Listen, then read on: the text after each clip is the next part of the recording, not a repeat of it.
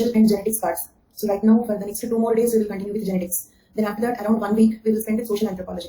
So before we again return to genetics or biological part, first try to complete all genetics classes. Okay. So I hope you understood my point. After 2 days, we will be dealing with social anthropology for 1 week. Meanwhile, in this 20 days, whatever genetics portions are there. Okay. And to understand where we have genetics portions, we have schedule. So go through the schedule, you will come to know Unit 9, 9.4, 9.3, Unit 9 classes, complete them off. Okay. So once again, good afternoon all of you. Yeah, my daughter is fine. She still has fever. Yesterday I was telling you that meanwhile the power was cut off. So probably if I wait for around 10 more minutes, maybe the internet would have got connected back. But as my daughter also was not feeling well, so I did not come back after 10 minutes because I was also not sure how many of you will be waiting for the 10 minutes. Okay. So yeah, and I may extend the class today and tomorrow. You were there till 4. I'm so sorry for that. So my I waited for 15 minutes. My internet was not getting connected again, so I switched it off then. Okay. Yeah.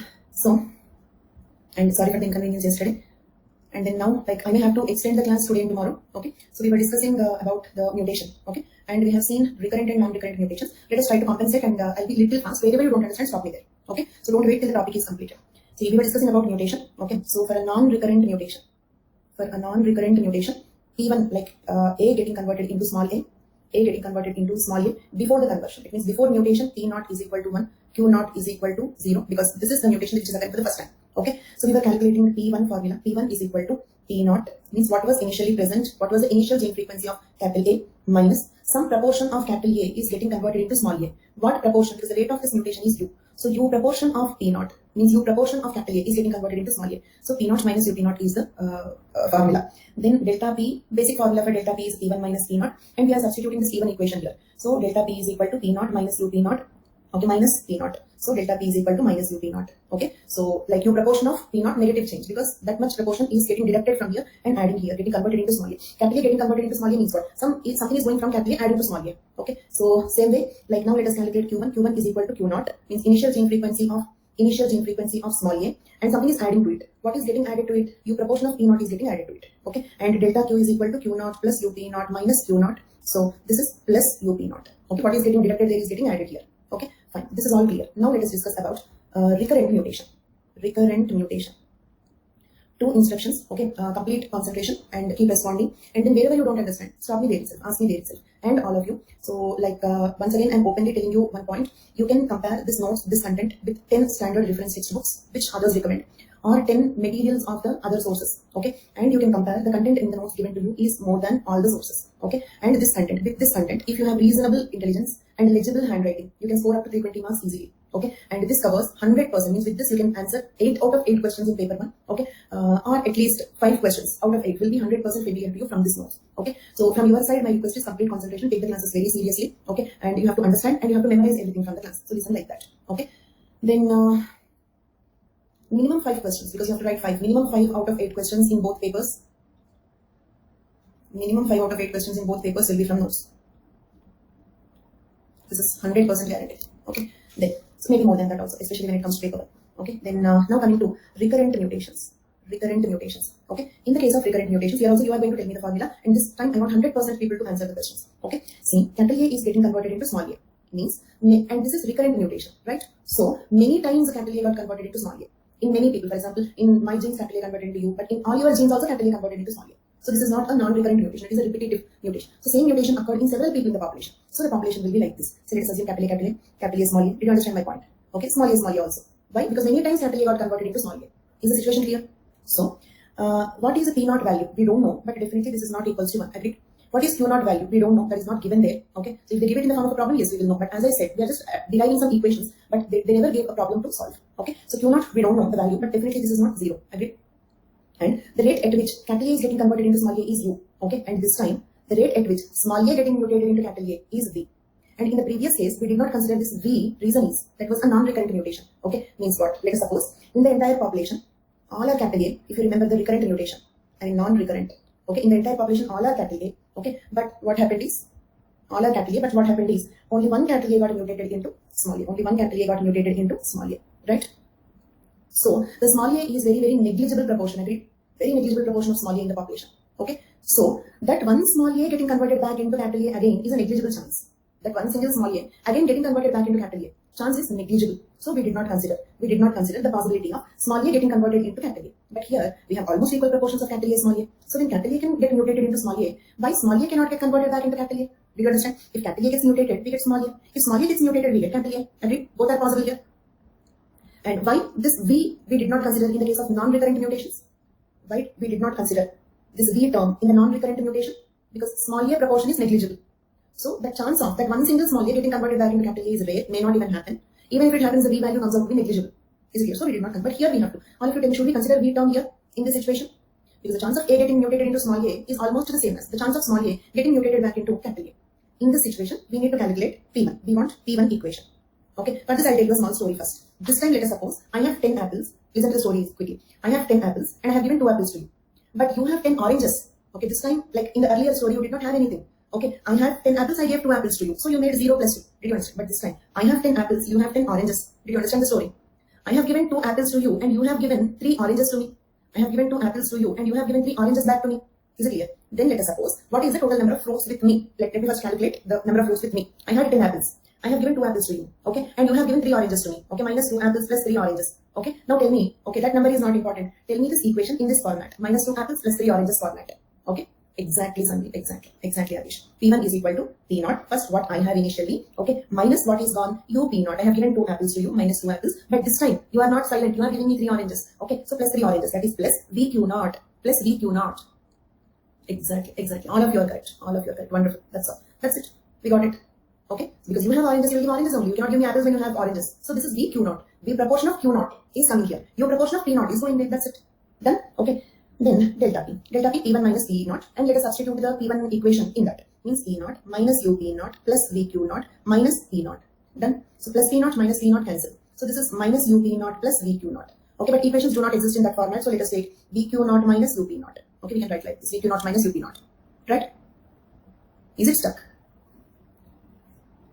Okay, thank you. So we got this equation.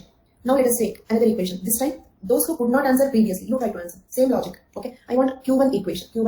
Okay, Q1 is equal to Q0, what you originally have, plus what I have given to you. I have given UP0 to you. I mean 2 apples to you, and you have given something to me. You have given 3 oranges to me. So minus VQ0. That's all. VQ0. For V, it will be Q0. For V, it cannot be P0 because if you have oranges, how can you give me apples? Is it clear? Okay. With this, what we have is, okay, with small a, what we have is Q0. With small a, what you have is Q0. So small a can give some proportion of Q0. Small a cannot give P0. Is it clear? Okay. Q1 is equal to Q0 plus UP0 minus VQ0. Got the logic? Simple logic. You have oranges, you cannot give me apples. That's it. Done. Then delta Q is equal to Q0 plus UP0 minus VQ0 minus Q0.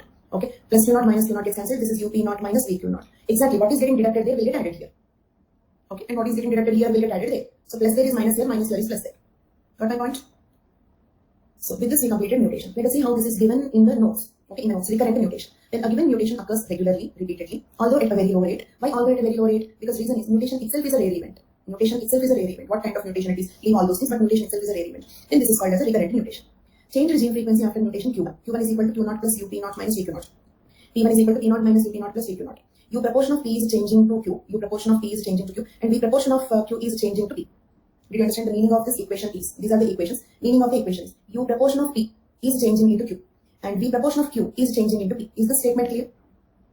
Then, where P1, Q1 are the changed gene frequencies after mutation. P1, Q1 are the changed or the new gene frequencies after mutation. Okay? Then, so, change in gene frequency, delta Q. Delta Q is Q1 minus Q0, this equation, delta P. Okay? So, delta P is VQ0 minus UP0. Statement is not clear? Simple. Read it once or twice. U proportion of P, okay, means U proportion of capital A, is changing into Q.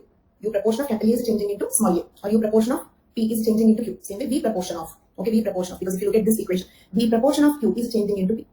Okay? Yeah, you can make it P0. P0, U proportion of. Yes, that will be more appropriate. U proportion of P0 is changing into Q. And V proportion of Q0 is changing into P. Okay? So you can add that not there, that will be more appropriate. Yes. Then, these equations, we are not deriving, you can just memorize them. Okay, we are not deriving these equations, just memorize them. P, like what you have to write is P cap like this, we represent like this. That symbol did not come, please add it. Okay, so don't forget to add these two things. Okay, here in this statement, add P0, Q0. Okay. Non-recurrent mutation, then will that one be mutated? Okay. Yes, eventually, as this point I told you already, eventually, with time, the non-recurrent mutation can become recurrent mutation. If it becomes recurrent mutation, then the V term will get added. V term comes into the picture if the non-recurrent mutation repeats. A non-recurrent mutation, if it occurs second time, it means it is a recurrent mutation only. Got it, Ranjan? Okay, so this one don't forget to add in your notes. And one more thing, these two. Here, this is called PCAP and QCAP. Okay, those symbols got missed when, like, in the typing they got missed. So don't forget to add that. PCAP means the gene frequency of, okay, right, like this PCAP is gene frequency of capital A at mutational equilibrium. Gene frequency of capital A at mutational equilibrium. QCAP is gene frequency of small a at mutational equilibrium. Okay, then what do you mean by mutational equilibrium? Okay, where u is equal to v. Do you understand? U is equal to v means the rate at which capital A gets mutated to small a is equal to the rate at which small a gets mutated back into capital A. U is equal to v. That condition is called as mutational equilibrium, like in chemical equilibrium. Okay, like Hardy-Weinberg equilibrium. Equilibrium anywhere is the same. What equilibrium? Mutational equilibrium. Okay, for example, migrational equilibrium. That is, immigration is equal to emigration. Okay, so is mutational equilibrium clear for all of you? The rate at which capital A mutates to small a became equal to the rate at which small a mutates back into capital A. At mutational equilibrium, the gene frequency of capital A formula is u by u plus v, and gene frequency of small a formula is v by u plus v. We are not deriving it, you can just memorize. Okay. Then, so with this we completed. Let us cross check how many deviations we have completed. We started with isolation, then natural selection, then inbreeding, then mutation. Okay. Now let us see migration. Okay, migration as the fifth deviation or the fifth evolutionary force. Okay, migration. This is simple. Okay, we can complete it fast. Migration means we're going from one place to the other. Migration is also called gene flow. Because for a geneticist, if some people are going out, it means some genes are going out.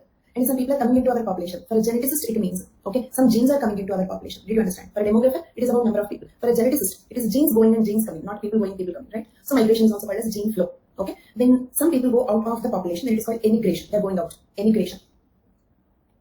Emigration is gene outflow or outflow of the genes. And if some people are coming into our population, then this is called as immigration. Immigration. So this is inflow of genes. Inflow of genes. And for India, this is we are in migrational equilibrium. Means there is no net migration in India. Reason is India is a developing country. So the number of people who go to advanced countries for opportunities is roughly equal to the number of people who come to India in search of opportunities. Okay, from more undeveloped countries. Did you understand my point? We go to relatively more advanced countries in search of opportunities. Whereas from lesser advanced, lesser developed countries, people migrate to India in search of opportunities for education, etc. So for India-like countries, particularly for India, net migration is zero. Particularly for India, that we will study in demography. We have demography also. Okay, and for advanced countries, the net migration is plus. Okay, more number of people will come into their societies. For example, we go to America for jobs, for education, but where Americans will go? Did you understand the point? So for advanced countries, the net migration will be plus. For very undeveloped countries, the net migration will be minus. Means they always go out. Okay. So for India particularly, that is zero net migration. So Indian population size is more affected by birth and death, not by migration. Indian population size is more affected by birth rate, death rate, not because of migration. Got it? Okay. So this is in brief about migration. Now coming to the equation, we need equation. Gene pool means what? We'll go back to that. Okay, that is one word that we left. We still did not discuss that. We'll go back to that. Okay, so here first understand this M. Okay, what is this M? M is equal to M by N plus M. Okay, means what? See, in a population, if you take, let us suppose any population, if you take the population of Delhi city. In Delhi city, with respect to migration, there are only two types of people: migrants, natives. Delhi natives or people who migrated to Delhi or India. Okay, only two types of people. Okay, so caste, class, religion, gender, age, all these are different aspects. With respect to migration, we have only two types of people: native or migrant. Is it clear? So, natives plus migrants is equal to 1. Agreed? Okay. So n plus m is equal to 100% because with respect to migration, we don't have anything in between. You are either migrant or a native. There is no third category. Okay. So natives plus migrants together is 100%. N plus m is equal to 1. Okay. And n plus m is equal to total population. N plus m is equal to total population. So m by n plus m means what? M by total. M by total means number of migrants by total. Number of migrants by total means what? The proportion of migrants. Understood? M is equal to the proportion of migrants. Small m is equal to the proportion of migrants. Means number of migrants by total. Means number of migrants by n plus number of natives plus number of migrants. Okay. So I hope m is clear for you. Where m is number of migrant individuals, n is number of native individuals. Okay. Now we need to calculate. And here also we have Q0, Q1, delta Q. Okay. Q0. Q0 means what? The gene frequency of recessive allele before migration. Okay. And Q1 gene frequency of recessive allele after migration. Delta Q is change in the gene frequency of recessive allele due to migration. Due to migration. Okay. So I have seen some two questions that you asked. I'll definitely come back to that. Let me just complete this equation. Okay, then I'll give a gap and I'll discuss those points.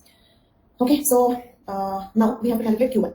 So how to calculate Q1? Look at here. Very simple. Q1 is equal to, same thing I'm writing here. Q1 is equal to M into Qm. Okay, or I'll write it here. Q1. Q1 means what? Kapil, is this your first class? Okay. Q0 means initial gene frequency. Q1 means final gene frequency. But here in the context of migration. Okay, means here Q0 is gene frequency of recessive allele before migration.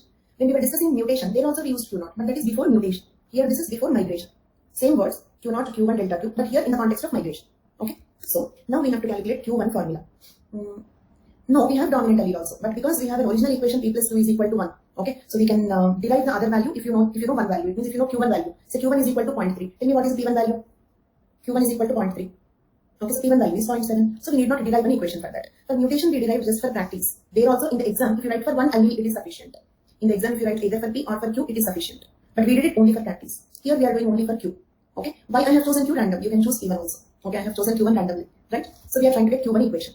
q1 is equal to m into qm plus, okay, m into qm plus 1 minus m into q naught. 1 minus m into q naught. Okay, means what? Q naught is equal to change in gene frequency before, no, sorry. Q naught is equal to initial gene frequency before migration. Q1 change in, no, Q1 is also wrong. Q1 is changed gene frequency after migration. Changed is different. Okay, Q1 means changed or new. Delta Q means change in. Means how much is the change? By calculating the difference, we are measuring how much is the change. Okay. Q1, Q naught are absolute. Means what? Adish, I didn't understand. Q1, Q naught are absolute. The terms can be used for mutation, migration, selection. Whatever it is, use the same terms, but the values change. Okay. Got my point? They are only terms. Their values can definitely change. Their values change with population size. For example, how do you think Q1 value for India and Q1 value for some like Italy will be the same? The population size will be different, right? And we are not concerned with values here. We are only deriving equations. Values can change. Values depends on population. Values depends on, say, for example, the Q1 value for advanced countries can be different. Why? Because they have net immigration. Okay. For very undeveloped countries, they have net. Okay, they have net immigration. For India, there is no net migration. So how can you expect Q1 value will be the same? So value depends on so many factors. Unless and until they give value in the problem, we cannot speak anything about the values. Okay. But they are not asking the problems to solve. We need not think about the values. Okay. We have to think about values only if they give the values in the problem. Like for example, most of you might have done your mathematics in plus 1, plus 2. Okay, in mathematics, can you get the answer if they don't give the values in the question? They have to give the values in the question, right? We are not imagining values. They give the values in the question. But there are no such questions in anthropology. You can check. There are no such questions. Okay, so that is the reason why we are not discussing about values. And values depends on what? Values depends on the size of the population. And values depends on how many people are going out, how many people are coming in. That is different for each and every population. So we cannot speak about values. Why? Because whatever we speak will be appropriate only with respect to one population. The other population will be different. Okay, so we are concerned only about equations. Got my point? So here, let me explain the terms. Where m is, okay, where m is the proportion of migrants. Where m is the proportion of migrants. Qm, if you observe, this is a new term. We know Q naught, we know Q1, we know delta Q. What is this Qm? Qm is, listen carefully, gene frequency of recessive allele among migrants. Is it here? Gene frequency of recessive allele among migrants. Let us suppose 50 people got migrated. Among that 50 people, what is the gene frequency of recessive allele? Did you understand my point? If 50 people migrated, among those 50 people, what is the gene frequency of recessive allele? That is Qm. Is Qm clear for all of you? And what do you mean by 1 minus m? 1 minus m is nothing but n. 1 minus m is nothing but n. Right? Because do you remember m plus n is equal to 1? Okay. So n is equal to 1 minus m. That is natives. Reason is, in mathematics, did you observe we try to, like not only here, in many mathematics equations in your 10th class plus 1 plus 2, we try to bring all components of the equation in same terms, right? Either we have to bring them all into m terms or into n terms, right? So instead of taking n, actually simply I can take n here, but we are taking n in the form of 1 minus m, so that the total equation will be in m terms only. So that later if you want to take m common, then it will become easy. Okay, right? Number of variables should be minimum. That's why 1 minus m into qm. 1 minus m is natives, right? So how can you associate qm with natives? Qm means, Tarun, think about it. 1 minus m means natives. So QM means what? QM is gene frequency of recessive allele among migrants. So how can we link, okay, QM with natives? Why should we link it with natives? We should link it with migrants only. Clear, Tarun? Others also? So QM among migrants, Q naught among natives, isn't it? QM among migrants, Q naught among natives. QM means, written here, gene frequency of recessive allele. Q means gene frequency of recessive allele among migrants. Okay, I'll write this once again clearly. Okay, look at here. Q1 is equal to m into Qm plus 1 minus m into Q naught. Okay, where Qm is equal to gene frequency of recessive allele among migrants. Okay, gene frequency of recessive allele among migrants. Therefore, it is called Qm, not Q naught, not Q1, not delta Q. In this equation, dominant alleles of migrants are not included. They will not be included, Tarun. Let us suppose in mutation also. In mutation, we had to discuss both of them because capital A is getting mutated into small a. Tarun, in the case of mutation, capital A is changing into small a. So both will come into the picture. Okay, but in the case of migration, nothing is getting converted into the other. Okay, so people are going. We can calculate it with respect to P or we can calculate it with respect to Q. And we are calculating it with respect to Q. Is it clear, Tarun? No? Simple. Here we got P and Q both in the equation. Reason is capital A is getting mutated into small a. Capital A is getting mutated into small a. But in the case of migration, neither capital A is changing into small a nor small a is changing into capital A. They are just simply going out. So the equation need not include both of them. Got my point? Tarun, is that clear? Yes, Kulpreet, we can do the same equation with P also. Okay. In general, if we calculate any one of them, it will be sufficient because we have original Hardy-Weinberg equation that P plus Q is equal to 1. So if you calculate P1, okay, if P1 value is 0.3, Q1 value will be 0.7. You don't need the equation for that. Okay. Right? Fine. So coming back to this equation. Did you understand this equation? Then M is equal to, okay, M is equal to, I have written all that. M is equal to proportion of migrants. 1 minus M is equal to proportion of natives. QM is equal to frequency of recessive allele among migrants. Q0 is equal to initial gene frequency of recessive alleles among natives. Are these 4 terms clear for all of you? M is equal to proportion of migrants. And you can in fact convert this, like erase this, just remember this as proportion of migrants. Don't write immigrants, proportion of migrants sufficient. I'll tell you why. QM is equal to, no, Q by, G might be a I didn't understand your equation. No, like let us don't enter into that complexity, okay, because who is asking you to calculate QM value here, okay. Fine. So, are all these terms clear? In this equation, MQ, M plus 1 minus M into Q0. In that equation, M is equal to proportion of migrants, proportions of migrants in the population, proportion of migrants in the population. 1 minus M is equal to proportion of natives in the population, okay, and Q0 is equal to initial gene frequency of recessive allele among natives, not in the total population. Okay, all these 4 are written here. Proportion of migrants, 1 minus M is equal to proportion of natives. QM is equal to frequency of recessive alleles among migrants. Q0 is equal to initial gene frequency of recessive allele among natives. Okay, are these 4 terms clear for all of you? Then, so Q1 means what? Q1 means the new gene frequency after migration, changed gene frequency after migration. And one point where you have to be very, very clear is, okay, wherever we use Q1 means changed or new gene frequency. Okay, then delta Q is change in means new, that is Q1 minus old. Do you understand? And Q0 is equal to initial.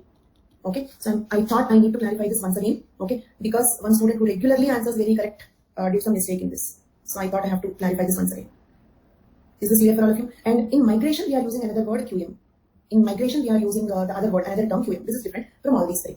Okay. And one more general point you have to observe is in the case of mutation, even if you are calculating P1, okay, Q will come in the equation. Even if you are calculating P1 only, you're not calculating Q1. Listen to this very carefully. You're calculating P1 only, you're not calculating Q1. But the Q term comes into the equation because it is mutation.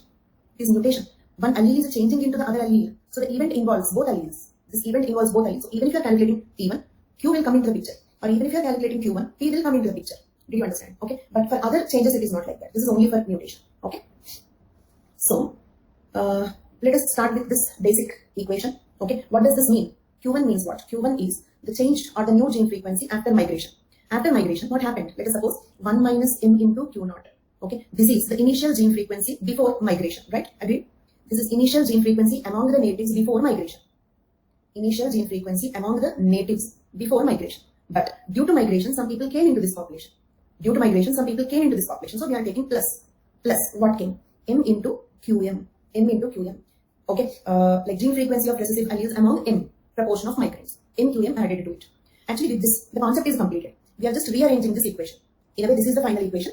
We are just rearranging this equation. Okay. How are we rearranging this equation? Look at here. Here we are just opening the brackets.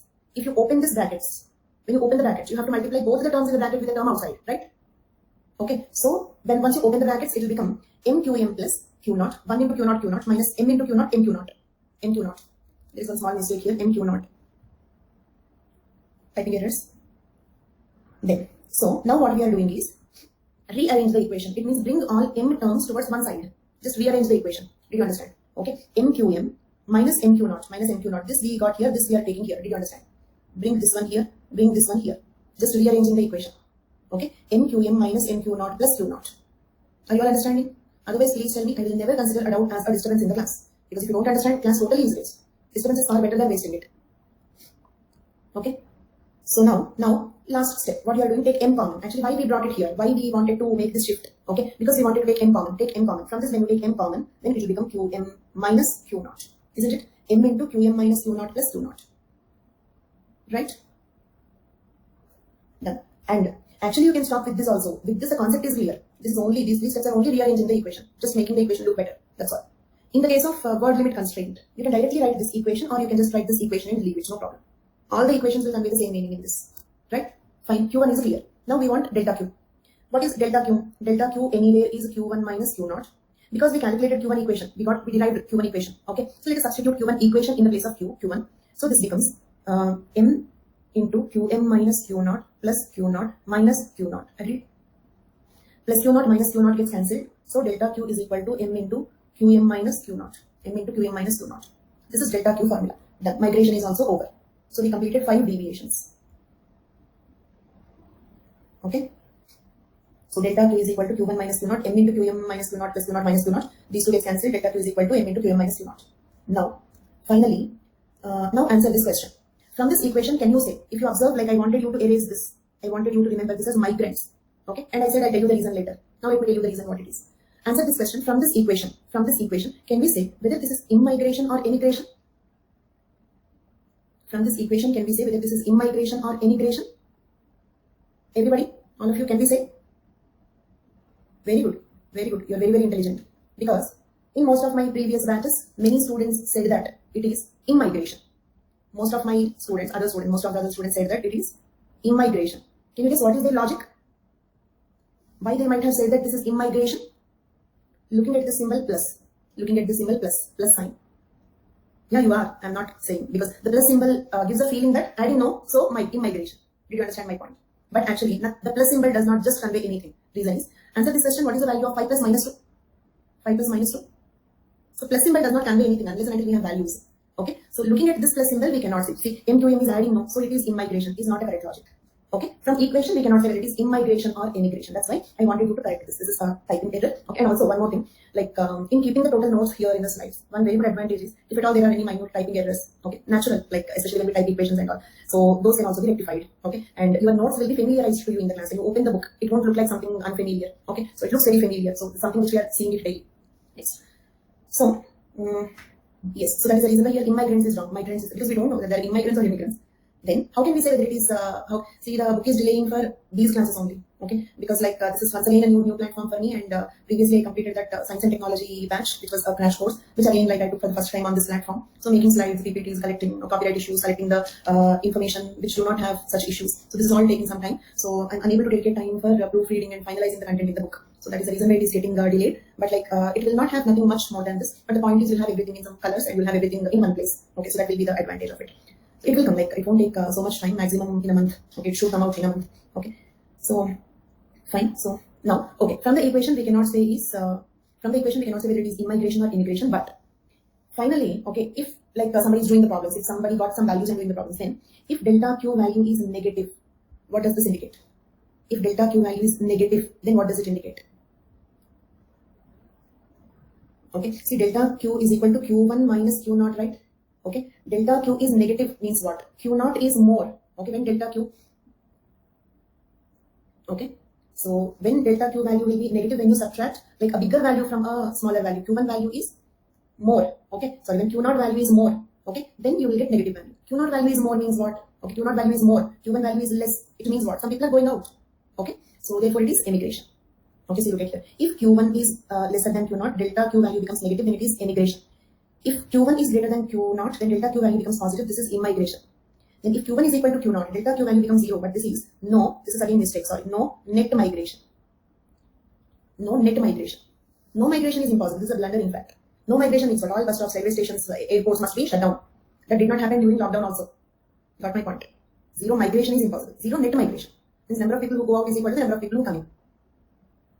Like India. In India, exactly it is 0. According to the last census. And also recent estimations. Okay, so with this we completed migration. Next we have to see random genetic drift. Okay, random genetic drift. This is the last deviation that is left over. Last slide. This one here. If Q1 is lesser than Q naught, okay, when you subtract a bigger value from a smaller value, you will get negative. So Q1 is lesser, means due to migration, the gene frequency of recessive allele is decreasing. When it will decrease? During emigration.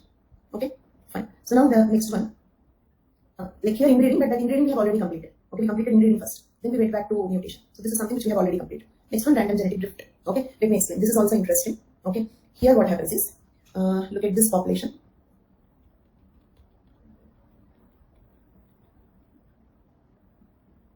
Is this a population in Hardy-Weinberg equilibrium? Okay.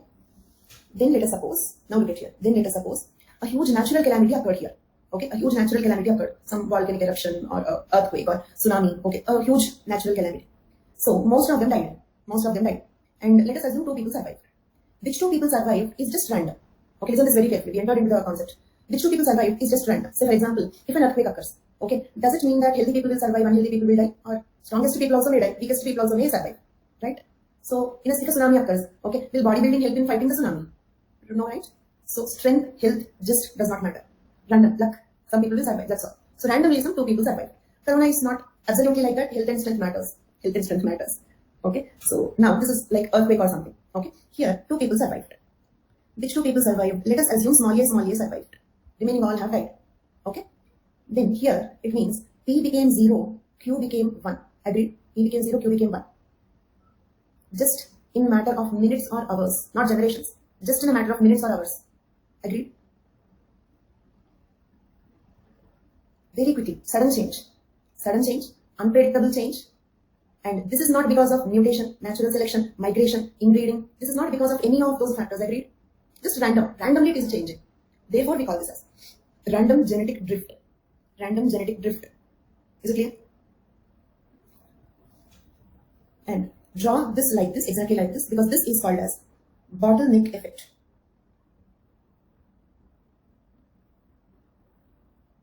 Okay, draw it this way. Bottleneck effect. Why this is called bottleneck effect? Because before the event, see, a bottle will have a broad base and the neck is narrow. A bottle's base is broad, neck is narrow. Okay. So initially the genetic polymorphism. Okay, here you have more polymorphism. Here you have very less polymorphism. Agreed? Only one type. Here 2 types. Polymorphism means I told you already. Many forms, diversity, more diversity, less diversity. Okay. So just like a bottle will become narrow towards its neck, same way the diversity is reducing here. Therefore it is called bottleneck effect. Or we also call this as population bottleneck. Population bottleneck. Okay. Yes. Random genetic drift occurs due to severe natural calamities. But that is not the only reason. I have another reason to tell you. Wait. I think you got your answer here. Is this reason clear? And I hope you have drawn this. Okay. I'll give you another reason for this. Anyway, I'm not erasing this. So if any of you have not drawn, you can ask me to show the slide again. Another reason is founder effect. Founder effect. Okay. But this is also a type of bottleneck effect only. A type of bottleneck effect. Here what happens is, look at here. Same population. Same means I mean similar population. This time, no natural calamity. No natural calamity. But what is happening is, some 2 people. And again, why are you taking small a? No need. I can take capital also. You take capital, no problem. Okay, some 2 people got migrated to, right like this, previously uninhabited region. Previously uninhabited region. Okay, it's a new colony. Okay, so these 2 people migrated here. Can I call them as founders? Because what do you mean by founder members? Founder members, first people who founded it. They are founders, right? This can be either previously uninhabited region, or maybe it need not be a new colony, but after going there, they did not mate with the people living there. Okay, they remained isolated. The point is, isolation is important here. Isolation is important. It means in this place either there is nobody, or even if there is somebody, these 2 people are not mating with them. Probably because they belong to some other religion or they belong to some other race. Okay, some reason, but they are not mating. So these 2 people got isolated. Okay, here also. Here P is equal to 0.5, Q is equal to 0.5. But here P is equal to 0, Q is equal to 1. And the change again happened within hours, not generations, very fast. And do you know, for one mutation to occur, it takes 10 generations time on an average. Okay, one mutation, average rate is 10 generations. It means today if I get a mutation, for next 10 generations, okay, my next 10 is my daughter, my granddaughter, her daughter, her granddaughter may not have a mutation at all. So mutations are so rare. Now think how many generations it will take for the gene frequencies to change. It means, for example, P.5, Q.52, Q is equal to 1. For this to happen because of mutation, it takes thousands of generations. Agreed? If 0.5 should become 1, that because of mutation, it takes thousands of generations. But here, within minutes. So this is called founder effect because these people are founders to the new colony. Dramatic event, unpredictable event, random event. Who survives is random. Non-directional change of gene frequencies. Are all these words clear? Non-directional change of gene frequencies means we cannot predict the gene frequency happens in which direction. The reason is, look at here, look at here. Instead of these two, you need not change this, just look at here. Instead of these two, what if these two survived? Then, this is P became 1, Q became 0. So we don't know, anything can happen. And some of you may get one doubt. That is, what if these two survived? Or yes, Pulpit, I was about to do that also. Then, there is no change. There is no change. After the event also, this is 0.5, this is 0.5. Okay? Anuja, I said it can be capital A and yes, that also. Or, as Pulpit is saying, it can be, okay, like both heterozygotes survive. It means what? How much will change? See, it need not change at all. Okay, in these two cases, let us suppose if only heterozygotes survive. Or, one homozygote, one dominant homozygote, one recessive homozygote survive. Then there is no change at all. Okay? So if both homozygotes, both dominant homozygotes survive, or both recessive homozygotes survive, drastic change. So from zero change to drastic change to light change, anything is possible. So that is random genetic drift. Right? So here, did you understand bottleneck effect, founder effect, random genetic drift? And this is also called as Sewall-Wright effect because the scientist who gave this concept is Sewall-Wright. This is also called Sewall-Wright effect or allelic drift. These are the other names. Random genetic drift, allelic drift, Sewall-Wright effect is a change in frequency of an existing allele in a population due to random sampling of organisms. What do you mean the random sampling of organisms? This is random sampling. Randomly some sample is left. This is total population. This is total population. This is sample. Random sampling. Okay? Actually, random genetic drift is a sampling error. Random genetic drift is a sampling error. Means what? Answer these questions, all of you. Everybody please. Let us suppose if you toss a coin only 2 times. If you toss a coin only 2 times, can you get both heads? 2 out of 2 heads means 100% heads. Possible. Possible. I'm saying possible. I'm not saying it will surely be like that. Possible. Is my word okay? 100% heads possible. But if you toss the same coin 1 lakh times, 1 lakh out of 1 lakh heads. This is also 100% only. See, 2 out of 200%, 1 lakh out of 1 lakh 100%. But is 100% heads possible? No, impossible. Impossible. So do you agree? Larger the number of events, errors are less. Errors are less. Actually, when you toss a coin, technically speaking, when you toss a coin, it can be heads or tails. Means it should be 0.5, 0.5. 0.5 is technically correct. Okay? But the larger sample when you take, okay, the values comes mostly to be correct. But when you take a small number of events, errors are possible. Huge errors are possible. Okay? Agreed? So this is called a sampling error. Sampling error. Okay? Where is sampling error here? Where is sampling error here? Let us just imagine instead of 2 people. Okay, if only 2 people survive, then they both can be capital A. Okay, then this is 1, this is 0. If only 2 people survived. Okay, just like if you toss a coin only 2 times. If only 2 people survive, both of them can be capital A. Now imagine 10 lakh people survive with this natural calamity. 10 lakh people survive with this natural calamity. Can they all be capital A? All of you? No. So, why such sudden drastic changes are coming? Because the population, the bottleneck effect or founder effect is creating a small population. Okay, the reason for drastic changes, rapid changes and sudden changes in the frequencies is because the bottleneck effect or the founder effect is creating a very small population. Do you remember the conditions for a population to obey Hardy-Weinberg law? In that we have seen the population must be large. If the population is large, then only these proportions will work correctly. So, when large population is a necessary precondition for the Hardy-Weinberg law, then the random genetic drift that causes small populations is a deviation from Hardy-Weinberg law. It is a deviation from Hardy-Weinberg law. That's all. This is random genetic drift. Sampling error. So we call this as change in frequency of an existing allele in a population due to random sampling of organisms. Also called allelic drift or Sewall-Wright effect. Let us read out bottleneck effect. A population bottleneck is when a population contracts, means it shrinks, becomes small. Okay, when a population contracts, look at here, this is contracting, contracts. When a population contracts to a significantly smaller size over a short period of time due to some random environmental event. In a true population bottleneck, the probability of survival of any member in the population are purely random and are not improved by any particular inherent genetic advantage. It does not mean that if you have sickle cell anemia, you have a higher chance to die during earthquake. Agreed? If earthquake comes, if a building collapses on a person, okay, not having sickle cell anemia cannot help him. Okay, so Survival of any member of the population are purely random and are not improved by any particular inherent genetic advantage. Right? The bottleneck can result in radical changes. Radical change means what? Huge change, big change in allele frequencies, completely independent of selection. Is random genetic drift totally independent of natural selection? Is there any selection there? No. Randomly some lucky people will survive, that's all. Okay? A plane crash. Where is natural selection? Nothing. Lucky person will survive, that's all. Okay? Next. An interesting example of a population bottleneck causing unusual genetic distribution is relatively high proportion of individuals with total rod cell color blindness. Okay, look at this word first. Next I'll explain. Total rod cell color blindness. Okay. Let me explain with this diagram. In this diagram, let us assume, or okay, I'll explain in this diagram. Okay, let us assume in this diagram, small a is equal to small a causes total rod cell. Means in our retina we have rod cells and cone cells. The rod cells are responsible for us to see the colors. Okay, so because of this defect, they have defective rod cells, so they cannot see the colors. This is different from red-green color blindness. Because in red-green color blindness, they cannot see red and green colors, but they can see all the shades of blue. But total rod cell color blindness means they cannot see any color, red, blue, green, or any of their shades. Their life is totally like a black and white picture. Okay? Nothing I said. Okay, capital A, normal people, capital A, normal, small a, allele, causes. Just like say capital S, normal, small s cause sickle cell anemia means you understood. Okay, capital H, normal, small h cause hemophilia. Same way, capital A, normal, small a cause total rod cell color blindness means they cannot see any colors. Total rod cells are missing. Rod cells, we need to see the colors. Is this clear for all of you? Yes? Okay. Now, look at here. Unfortunately, okay, the founders had total rod cell color blindness. Did you understand my point? In this example, I told you capital A normal, small a total rod cell color blindness.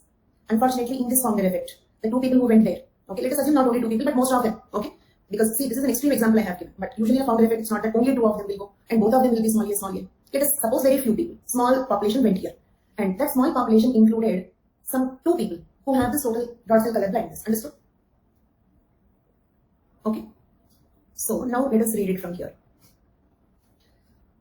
Total rod cell color blindness, also called as achromatopsia. You know, chroma means color. A prefix means absence of that. Achromatopsia. Achromatopsia. If you understand like that, take the word and understand it is simple. Achromatopsia. Is it clear? Okay. And see, look at here. An interesting example of bottleneck causing unusual genetic distribution is a relatively high proportion of individuals with achromatopsia in Pingelab et al. In Micronesia. Okay. In Pingelab et al. In Micronesia. Right? Micronesia, a geographic region. There is one atoll, Pingelab atoll in Micronesia. Let us assume this is the Pingelab.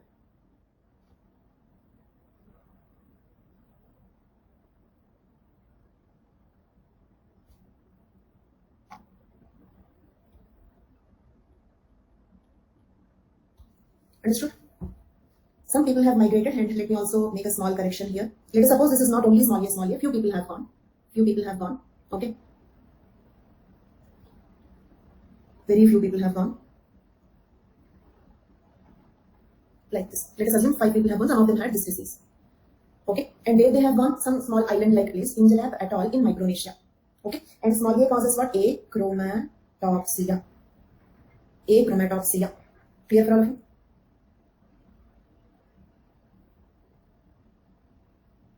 Okay, so here, now presently, in general, in our population, keep responding. In our population, did you hear any of your friends have this achromatopsia problem? Any of your friends, neighbors, relatives? Did you at all hear this word? No, right? But in Pingelab et al., it is very common. In Pingelab et al., it is very common. Do you understand? Why it became very common in Pingelab et al.? Because by mistake, sampling error, by mistake, people having this disease migrated to that place and they got isolated. Okay. Will this lead to? Okay. If I say one statement, that is random genetic drift. Random genetic drift leads to extreme isolation and inbreeding. Is it correct? Random genetic drift leads to extreme isolation and inbreeding. Because in this case, these people got isolated and they are inbreeding. They are breeding among themselves. So the number goes on increasing. In that small population, even if you have some 2-3 people with this disease, okay, and why the people with that disease had to migrate? Nothing like that. There is a random event. Maybe even healthy people might have migrated there. Possible. But in that event randomly, okay, the population, the people who got migrated, some of them had this disease. Okay. And I'll tell you one interesting example from your general observation. You might have noticed that Japanese and Chinese, that is Mongoloid population, will have a Mongoloid eye fold, means on the upper eyelid. Their eyes look as if the upper eyelid falls on the eye. Their eyes look small and looks as if the upper eyelid falls on the eye. What could be the reason for that? What could be the reason? Exact reason nobody knows. Okay, exact reason, because there are, okay, if that is the reason, if desert is the reason. Okay, don't you have deserts in Africa? Don't you have deserts in India? Why Indians and Africans don't have that? Okay, if you say cold climate, don't you have cold climate in Europe? Don't you have cold climate in America or any other places, Canada? Okay, why the people in Canada don't have that? Altitude, Canada, then why in Canada it is not like that? Did you understand my logic? So, it means there is nothing like the climate there is not something unique that you don't have anywhere in the world. Agree? The environmental conditions there are not so unique that you don't have such conditions anywhere in the world. Okay? Some people say strong winds also. See, actually, what all answers you gave are correct. Okay, they are all different theories. There are so many theories to explain why the eyes are like that. So your points are correct. Okay, there is not something said only by you. Points are there in the discussion. I'll add one more point which is there in the discussion. One more theory also. That is strong winds. Because of the strong winds there, they had to keep the eyes like that, so eyes became like that, like giraffe's long neck. But do we have very strong winds in Canada? Then why the eyes are not like that? So point is, whatever environmental reason you say, there is not unique thing which is present there in China, Japan. Agreed? In the same latitude, there are so many other countries. So another theory that explains them is a founder effect. Founder effect. Mutation, founder effect. Okay, means this time let us suppose, I should ask the software developers of this platform to create another way of erasing the content also. Means either I can totally clear this or I have to erase it letter by letter. These are the only two things that I have. Okay, so this time let us assume, okay, small a, yeah, bigger eraser should be added. I will give the advice. Fine. So, no, it's not there. Yeah, bigger one is there. Okay, I'll use that. Bigger one is there. Say. Yeah. Yes, bigger one is there. Okay, fine. So now let us see this time. Let us assume small a creates that mongoloid eye fold. Did you understand my point? And do you know there is one theory called African origin theory? All existing humans, means Homo sapiens originated in Africa. From there got migrated. You might have heard popular theory, African origin theory or out of Africa theory. So let us suppose Homo sapiens originated in Africa. Few people had this small a mutation causing that mongoloid eye fold. Coincidentally, those people migrated to those countries. Did you understand my point? Coincidentally, the people who got migrated to China, Japan had the mongoloid eye fold, had that mutation. So isolation, inbreeding. Today all of them have the mongoloid eye fold. So one theory suggests that there is founder effect in that example also. Did you understand the example? Homo sapiens originated in Africa. Some people migrated to China, Japan. So the people who got migrated, they founder effect, they are the founders. Because before they migrated, nobody was there. While Homo sapiens originated in Africa. That's a new continent. These are the founders. Some of the founders had the mongoloid eye fold. So that led to extreme isolation and inbreeding because nobody else is there. So eventually most of them and finally all of them have the mongoloid eye. This is also an example for founder effect. But we cannot prove this. So all your answers, there is cold temperature, like desert or strong winds, all these also could be the reasons. But this is one theory. Seems to be logical. Out of all the theories for me, this theory seems to be logical. Right? Because other environmental reasons when you say, they are not unique to those countries.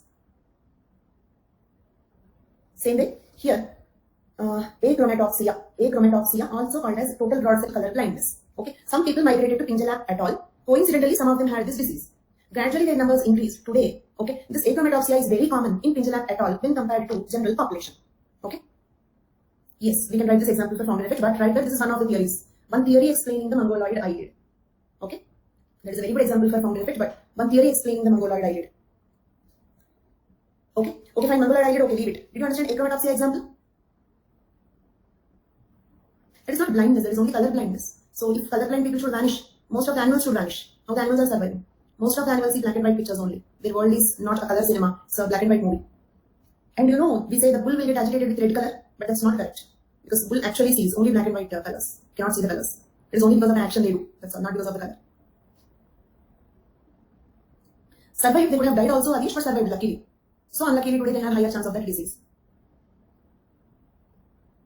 There the color blindness that we have seen is red-green color blindness, so they can see blue colors. Here this is achromatopsia, total no colors, black and white. Okay. Next, after a bottleneck, inbreeding increases. Agreed? This increases the damage done by the recessive deleterious mutations. Okay. Inbreeding, because of inbreeding, the recessive deleterious mutations impact will increase. 25% become 37.5. Okay. Next, in a process known as inbreeding depression. Is the word inbreeding depression clear? Inbreeding depression means what? Okay. The increase in genetic diseases due to inbreeding. The increase in recessive genetic diseases due to inbreeding. Inbreeding depression. Clear? The worst of these mutations are selected against, leading to genetic purging. Purging means what? Excretion. Sending it out, eliminating it. Okay. See, do you remember earlier we discussed two examples.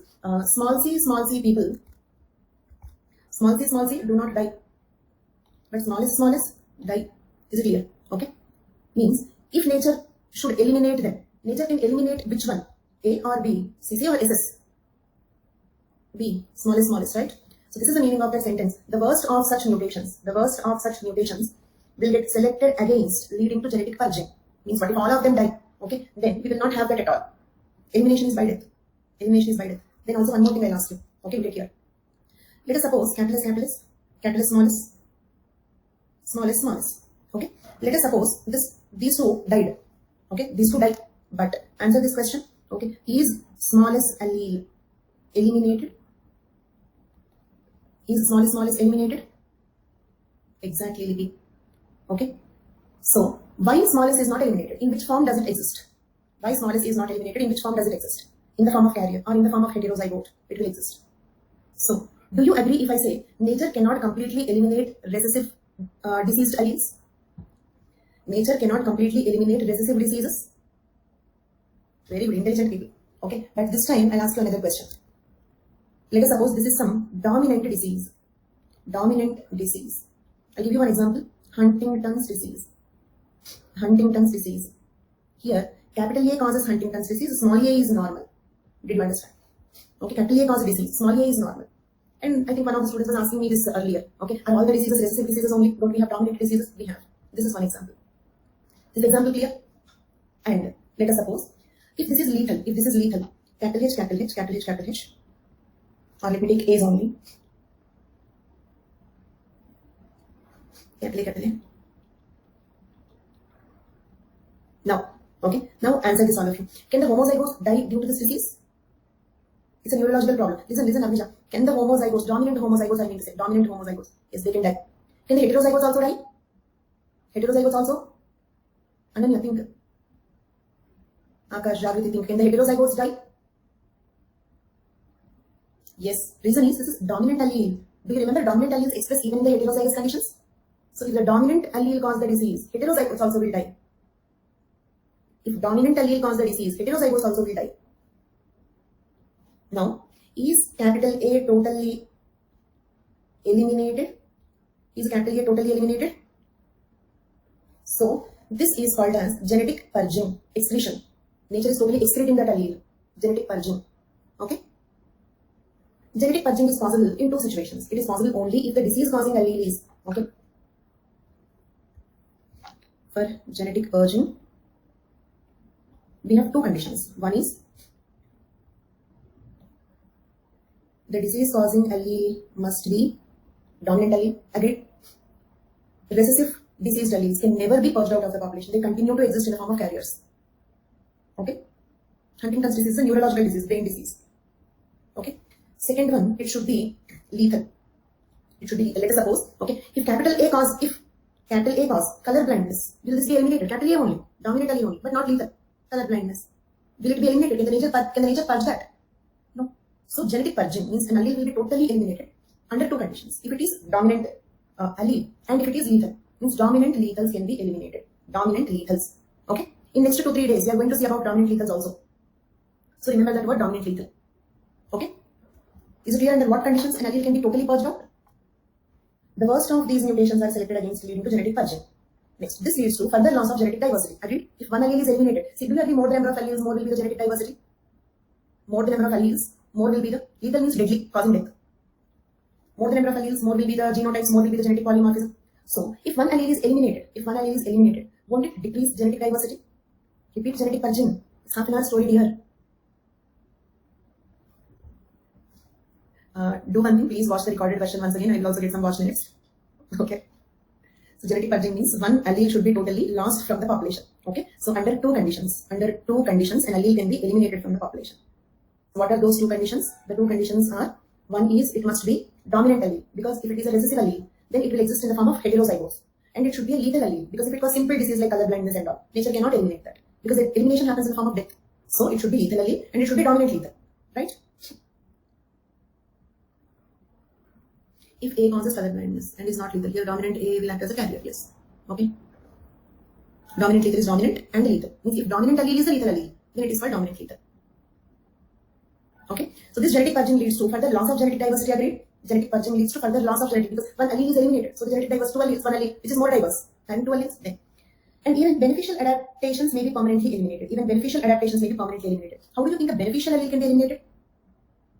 How do you think even beneficial adaptations may be permanently eliminated? Due to founder effect.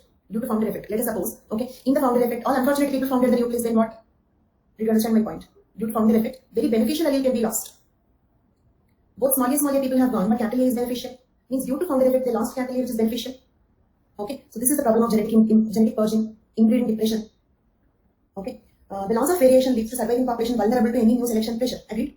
Do you remember yesterday we had an elaborate discussion? The larger the population, the more the genetic diversity, the more stability is on the earth.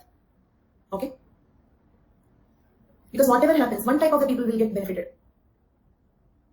Let us suppose black, white, brown, all skin colored people are there. Suddenly if the climate changes to be cold, the white ones are benefited. Suddenly if it turns out to be hot, then the black ones will be eliminated. One or the other, this suits the situation. Whatever might be the new change. So the more diversity is, the more stability is. So here diversity is decreasing. So the loss of variation or diversity leaves the surviving population vulnerable to any new selection pressure such as disease, climate change or shifting the available food source because adapting in response to environmental changes require sufficient genetic variation in the population. Clear for all of you?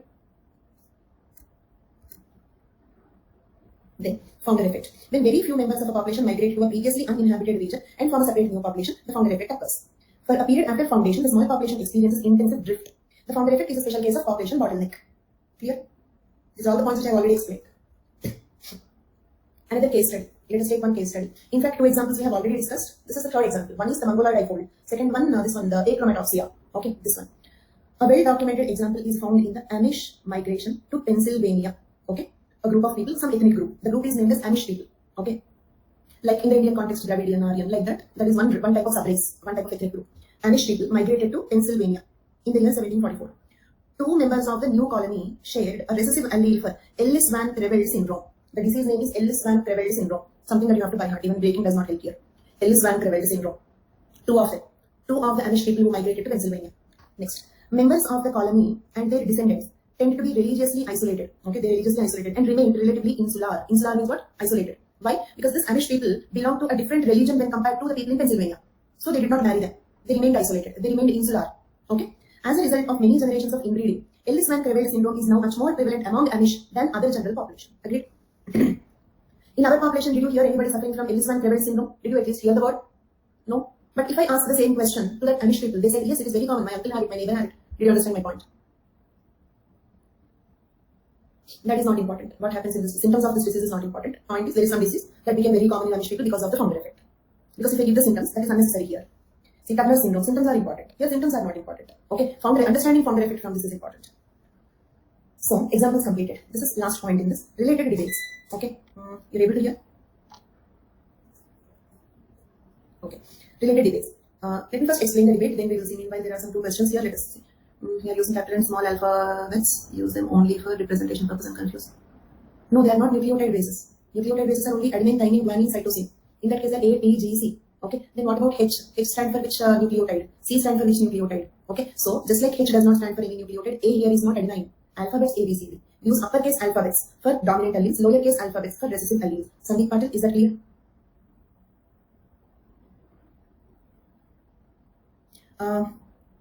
So Pratyush, you are free to ask your questions anytime. You are free to ask the questions anytime. In this example, who interbreed? Nobody interbred. They inbreeding. Interbreeding is different. Inbreeding is different. In fact, they are opposite. Interbreeding is breeding between two groups. Inbreeding means what? Amish people, okay, mated only among themselves. This is not interbreeding. Observe the word inbreeding. That is opposite to interbreeding. Is it clear? Breeding within the group. Vineet, clear?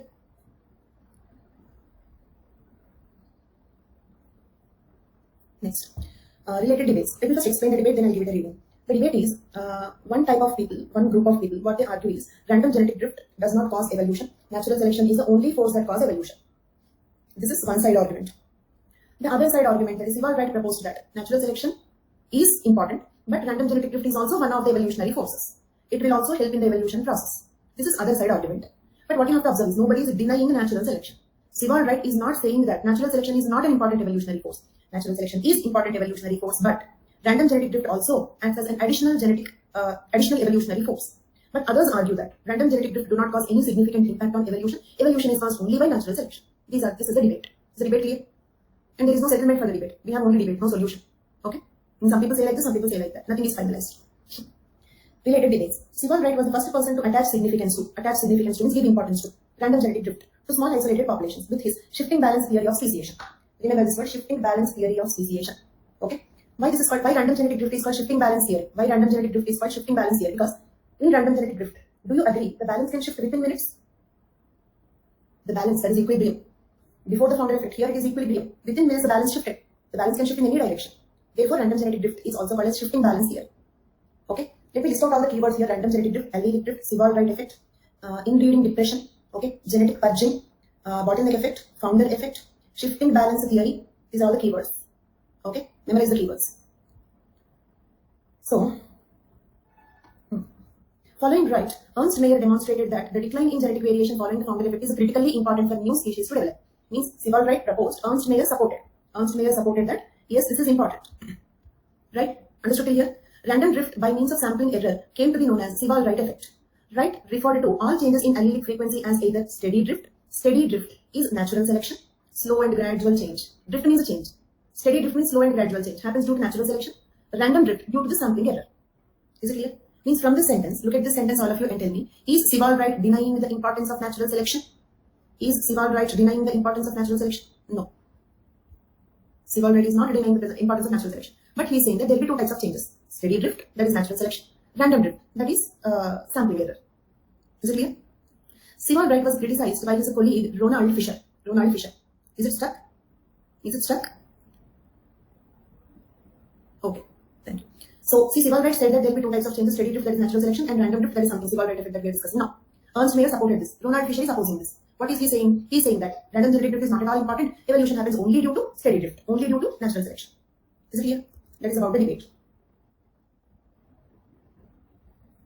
The debate continued between gradualists and those who lean more towards Wright's model. Gradualists means what? Those people who believe only in natural selection. Gradual, slow change, steady drift.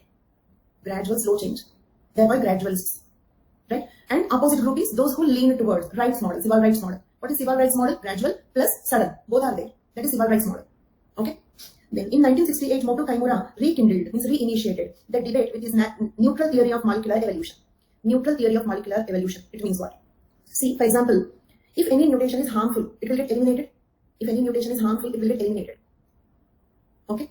Then, if any mutation is beneficial, the old allele will get eliminated, the other allele will get eliminated. Let us suppose capital A got mutated into small a. Okay? Then this is mutated. This is mutated. This is original. If this is lethal, then answer these questions. If this is lethal, then which one will get eliminated? Which one will get eliminated? Small a. Okay? Same way. Okay? If capital A is very beneficial, if this is very beneficial over capital A, then okay, natural selection will act against. Okay? So usually neutral mutations are the good source of evolution. Because if the mutation is either very beneficial or very harmful, one of them will get eliminated, may get eliminated at least. Then what kind of mutations are very good in causing evolution? A new type will come with neutral mutations. Okay. So according to Moto Kaimura, if this mutations, that is if this neutral mutations, okay, neutral theory of molecular evolution claims that most of the genetic changes are caused by genetic drift acting on neutral mutations. According to Moto Kaimura, some neutral mutations will occur. If genetic drift acts on such neutral mutations, then evolution will occur. Right? So with that we completed everything about random genetic drift. Okay. Now let us see these previous questions. These two questions which I have shown before we started the deviations. Okay. No, not these ones.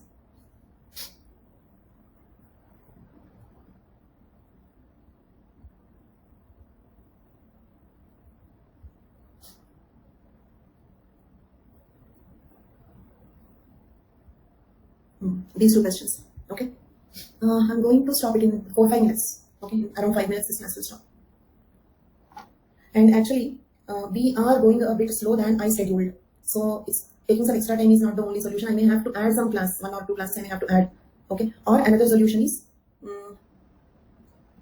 so in that case, when should I add? Is Sunday okay?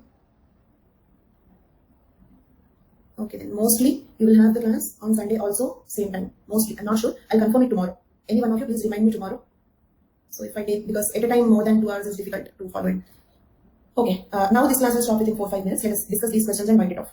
Explain the mechanisms of human variation in gene frequencies. What are all the mechanisms which lead to variations in gene frequencies?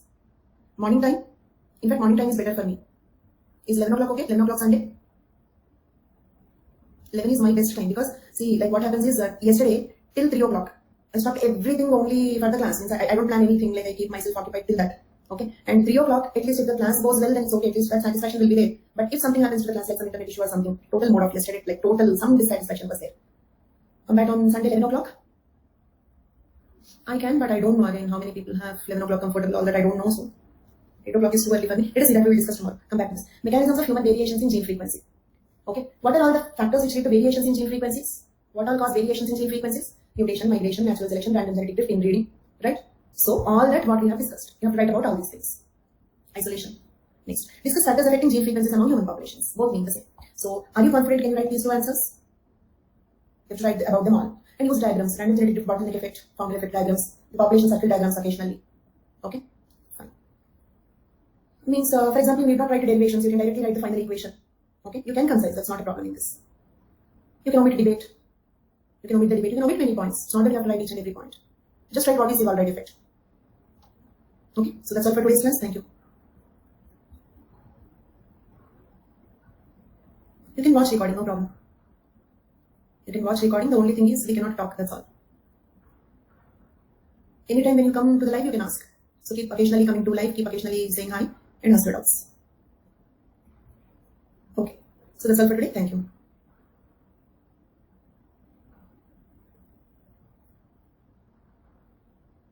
Yes, you have to see old classes on genetics, already completed classes on genetics.